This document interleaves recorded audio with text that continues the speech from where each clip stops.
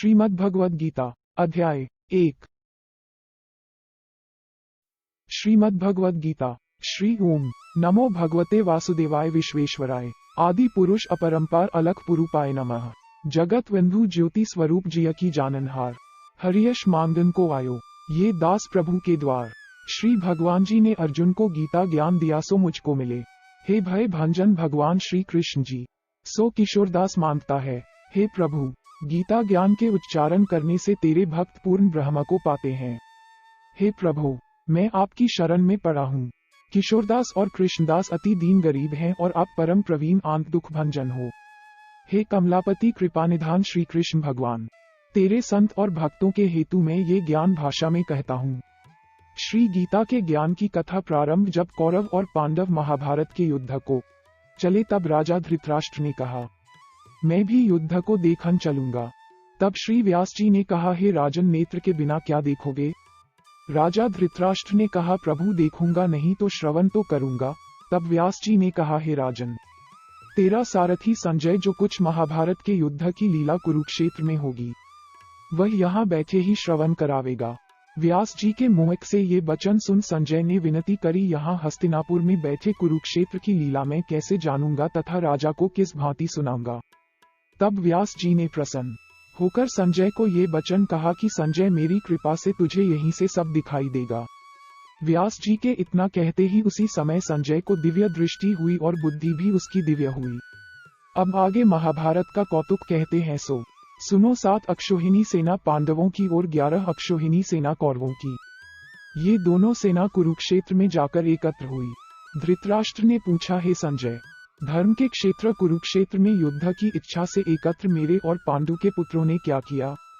संजय ने कहा पांडवों की सेना को व्यूहित देखकर दुर्योधन आचार्य द्रोण के समीप जाकर कहने लगे हे आचार्य देखिए आपके शिष्य बुद्धिमान द्रुपद पुत्र ने पांडवों की बड़ी सेना की कैसी व्यूह रचना की है। इस सेना में अर्जुन भीम जैसे बड़े बड़े धनुर्धारी वीर विराट महारथी द्रुपद धृष्टकेतु चेकितान बलवान काशीराज पुरुजित कुंतीभोज नरों में श्रेष्ठ सैव्य पराक्रमी युधाम्यु बलवान उत्तमौजा अभिमन्यु और द्रौपदी के पुत्र सबसे सब महारथी हैं। हे ब्राह्मण श्रेष्ठ आपके स्मरणार्थ अब मैं अपनी सेना के प्रधान सेनापतियों के नाम बताता हूँ। आप भीष्म कर्ण युद्ध विजयी कृपाचार्य अश्वत्थामा विकर्ण सोमदत्त का पुत्र भूरिश्रवा और बहुत शूरवीर मेरे लिए प्राण देने को तैयार हैं। ये लोग शस्त्र चलाने में अति निपुण हैं और युद्ध विद्या में प्रवीण हैं। हमारी सेना का जिसके भीष्म रक्षक हैं अपरिमित बल है और उनकी सेना जिसके भीम रक्षक हैं थोड़ा बल है। अब आप सब अपने अपने मोर्चों पर सावधान रहकर सेनापति की रक्षा कीजिए। भीष्म पितामह ने दुर्योधन को प्रसन्न करते हुए और ऊंचे स्तर से गरजते हुए शंख बजाया। फिर वहां चारों ओर शंख नगाड़े ढोल गोमुखादि अनेक बाजे बजने लगे जिनका भयंकर शब्द हुआ। जिनके अनंत सफेद घोड़ों के बड़े रथ पर स्थित माधव श्री कृष्ण और पांडव अर्जुन ने भी दिव्य शंखों को बजाया।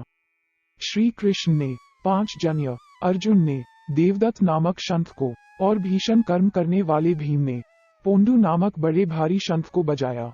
कुंती पुत्र राजा युधिष्ठिर ने अनंत विजय नकुल ने सुघोष और सहदेव ने मणि पुष्पक और धनुर्धर काशीराज शिखंडी ने धृष्टद्युम्न विराट अपराजित सात्यकी राजा द्रुपद और द्रौपदी के 5 पुत्र और महावीर अभिमन्यु इन सब वीरों ने अपने अपने शंखों को बजाया। इन शंखों के भारी शब्दों से आकाश और पृथ्वी गूंज उठे और धृतराष्ट्र के पुत्रों के हृदय कांप उठे। हे राजन अर्जुन ने कौरवों को युद्ध के लिए प्रस्तुत देखकर धनुष उठाकर श्री कृष्ण से कहा कि हे अच्युत मेरा रथ दोनों सेनाओं के बीच में खड़ा कीजिए जिससे मैं युद्ध करने वालों को देख लूं कि इस रणभूमि में मुझे किन किन के साथ युद्ध करना चाहिए। दुर्बधी दुर्योधन की प्रीति करने वाले जो युद्ध के लिए यहाँ एकत्र हुए हैं उनको देखूंगा। संजय ने कहा हे राजन अर्जुन की बात सुनकर श्री कृष्ण ने भीष्म द्रोण आदि वीरों के सामने उत्तम रथ को खड़ा करके कहा कि हे वीर युद्ध के लिए उद्यत इन कौरवों को देख लो। अर्जुन के चाचा बाबा गुरु मामा भाई पुत्र श्वसुर और स्वजनों को शस्त्र से सुसज्जित खड़ा देखा और उसने इन दोनों सेनाओं में अपने ही सब बांधवों को खड़ा देखकर परम दयार्द्र होते हुए अत्यंत खेद के साथ यह वचन कहे हे कृष्ण युद्ध की इच्छा से आए इन अपने बंधुओं को देख मेरे अंग ढीले होते जाते हैं और मुंह सूखा जाता है। मेरा शरीर बेकल होता है, रोमांच खड़े होते हैं, गांडीव हाथ से गिरा जाता है, त्वचा जली जा रही है। हे केशव, इनमें खड़े रहने की सामर्थ्य नहीं है। मेरा मन चक्कर खा रहा है और सब लक्षण मैं उल्टे देख रहा हूँ। और संग्राम में अपने स्वजनों को बध करके कोई लाभ नहीं होगा। हे कृष्ण, मैं जीत, राज्य और सुख भी नहीं चाहता हूँ। हमको राज्य, भोग तथा जीवन से क्या काम है, क्योंकि जिनके लिए राज्य, भोग और सुख की इच्छा की जाती है, वे सब इस युद्ध में प्राण धन की इच्छा छोड़ मरने को तैयार हैं। और आचार्य, पिता, पुत्र, पितामह, मामा, श्वशुर, पौत्र, सारे संबंधी ये सब मुझे मारे तो भी हे मधुसूदन, इन्हें मारने की इच्छा नहीं करूंगा। हे जनार्दन, त्रिलोकी के राज्य के लिए मैं इन्हें मारना नहीं चाहता, फिर इस पृथ्वी के राज्य के लिए तो कहना ही क्या है। हे जनार्दन, धृतराष्ट्र के पुत्रों को मारकर हमारा क्या भला होगा। इन आताताइयों का वध करने में पाप होगा, इसलिए हमें अपने धृतराष्ट्र के पुत्रों को मारना अनुचित है। ये सब लोभ के वशीभूत हैं, कुल के नाश करने तथा मित्रद्रोह करने में पाप को नहीं देखते। कुल नाश के दोष को जानते हुए भी हमको इस पातक से क्यों नहीं दूर रहना चाहिए। कुल का नाश होने से कुल के प्राचीन धर्म नष्ट हो जाते हैं, फिर धर्म नाश होने से कुल में पाप बढ़ता है। हे कृष्ण, पाप से कुल की स्त्रियां व्यभिचारिणी होती हैं, जिनसे वर्णशंकर संतान उत्पन्न होती है। ये वर्णशंकर जिन पुरुषों ने कुल को नष्ट किया है, उनको तथा उस कुल को नरक में पहुंचाते हैं, क्योंकि श्राद्ध तर्पण आदि बंद हो जाते हैं। वर्णशंकर बनाने वालों दोषों में कुल ध्वंसकों के जाति धर्म और कुल धर्म निरंतर नाश होते हैं। हे जनार्दन, मैंने बराबर सुना है कि कुल धर्म नष्ट होने से निश्चय नरक वास करना होता है। हम बड़ा पातक करने को तैयार हैं, जो राज्य सुख के लोभ से स्वजनों को मारने की कोशिश कर रहे हैं। शस्त्रों को धारण किए हुए धृतराष्ट्र पुत्र यदि मुझ शस्त्र रहित और उपायहीन को रणभूमि में बध कर डाले तो मेरा कल्याण हो। संजय ने कहा, हे राजन।